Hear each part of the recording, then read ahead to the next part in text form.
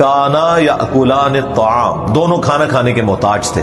ما لا یملک لکم ضرا ولا نفع، جو نہ تمہارے نقصان کے مالک ہیں نہ نفع کے. واللہ هو السمیع العلیم، اور اللہ ہی سننے والا علم ہے.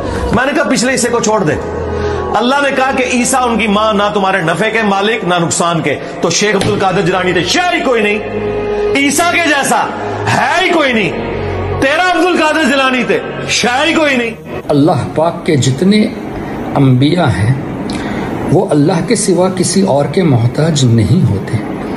اللہ نے انہیں سلیکٹ فرمایا ہے، اللہ تبارک و تعالی انہیں نوازتا ہے، اور اللہ تعالیٰ انہیں اپنی طرف سے غذائیں عطا فرماتا ہے، جیسا کہ حدیث پاک سے ثابت ہے. نبی پاک صلی اللہ علیہ وسلم نے کیا اس طرح نہیں فرمایا؟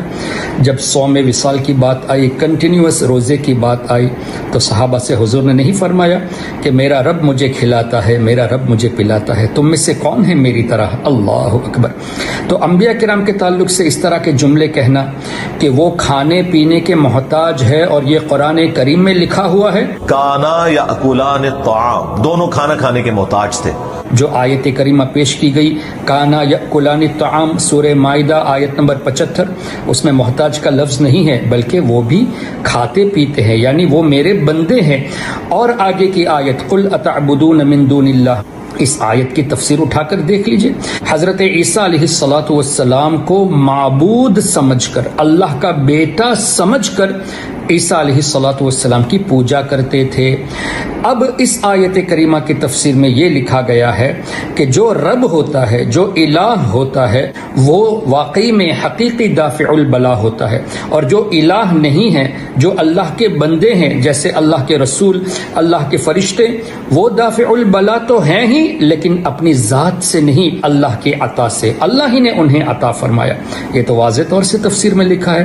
اب اگر کوئی یہ کہے کہ نہیں، عیسیٰ علیہ السلام کے بارے میں صاف قرآن میں لکھا ہے جب کہ وہ نبی ہے کہ وہ کسی کو نفع نہیں پہنچا سکتے، تو قرآن کریم کی دوسری آیت میں حضرت عیسیٰ علیہ السلام ہی کا تو تذکرہ ہے، وَأُبْرِئُ الْأَكْمَحَ وَالْأَبْرَصَ وَأُحْيِي الْمَوْتَى بِإِذْنِ اللَّهِ، کہ وہ فرماتے ہیں کہ میں اللہ کے حکم سے کوڑ والوں کو شفا دیتا ہوں، جو نابینا ہیں انہیں میں آنکھیں عطا کرتا ہوں اللہ کے حکم سے، اور مردوں کو اللہ کے حکم سے زندہ کرتا ہوں.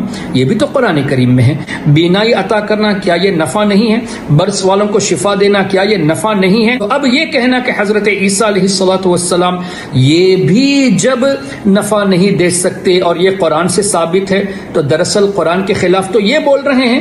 ایک آیت کریمہ میں جہاں اللہ نے عیسیٰ علیہ السلام کو دافع البلا ثابت فرمایا، بلکہ اللہ نے فرمایا کہ وہ دافع البلا ہے، اس آیت کریمہ کا ریجیکٹ کر کے یہ کہنا کہ ہم تو قرآن سے بات کرتے ہیں، قرآن سے ثابت ہے کہ عیسیٰ علیہ السلام مدد نہیں کر سکتے، یہ لوگوں کو بیوقوف بنانا ہے، اور وہ بھی قرآن کریم کو مس کوٹ کر کے، قرآن کریم دکھا کر قرآن کریم کے خلاف لوگوں کو عقیدہ بتانا ہے. اب اس بات کو لے کے یہ بھی کہنا کہ عیسیٰ علیہ السلام جب یہ نہیں کر سکتے تو اللہ کے اولیاء غوث اعظم شیخ عبد القادر جیلانی یہ کیسے کر سکتے ہیں؟ یہ باتیں وہی کر سکتا ہے جس کو اللہ تعالیٰ کی قدرت پر یقین نہ ہو. اللہ تعالیٰ جب اپنے نبیوں کو یہ طاقت عطا فرماتا ہے، یہ طاقت عطا فرماتا ہے، تو نبیوں کے صدقے میں ولیوں کو بھی عطا فرماتا ہے. جیسے مشاہدات میں ہے کہ سرکار غوث پاک شیخ عبد القادر جیلانی رضی اللہ عنہ نے بھی اللہ تعالیٰ کے حکم سے مردوں کو زندہ کیا، اور کتنے بیماروں کو اللہ تعالیٰ کے حکم سے شفا عطا فرمائی، جو تواتر سے ثابت ہے. پڑھ لیجئے کتاب بہجت الاسرار، جس کے تمام راوی بھی اللہ تعالیٰ کے نیک بندے ہیں. یعنی ایک ترک سے تمام راویوں نے یہ بتایا ہے کہ ہم نے فلاں سے سنا، ہم نے فلاں سے سنا، ہم نے فلاں سے سنا، انہوں نے غوث پاک کو اس طرح کرتے دیکھا ہے. تو ان تمام بزرگان دین کے بارے میں اب کیا کہیں گے؟ سب کے سب مشرک تھے، کسی کو قرآن کریم پر علم نہیں تھا. نبی پاک صلی اللہ علیہ وسلم نے کیا اس طرح نہیں فرمایا کہ اللہ یہ فرماتا ہے میرا بندہ جب مجھ سے کوئی سوال کرتا ہے تو میں ضرور اس کو عطا کرتا ہوں؟ تو اللہ کے اولیاء جب اللہ سے مانگتے ہیں ہمارے لیے، اور اللہ نے خود فرمایا کہ میں ان کی حاجتوں کو، ان کے سوال کو پورا کرتا ہوں، تو یہ لوگ کون ہوتے ہیں؟ ان آیتوں کو اور حدیثوں کو ریجیکٹ کر کے لوگوں کو گمراہ کرنے والے۔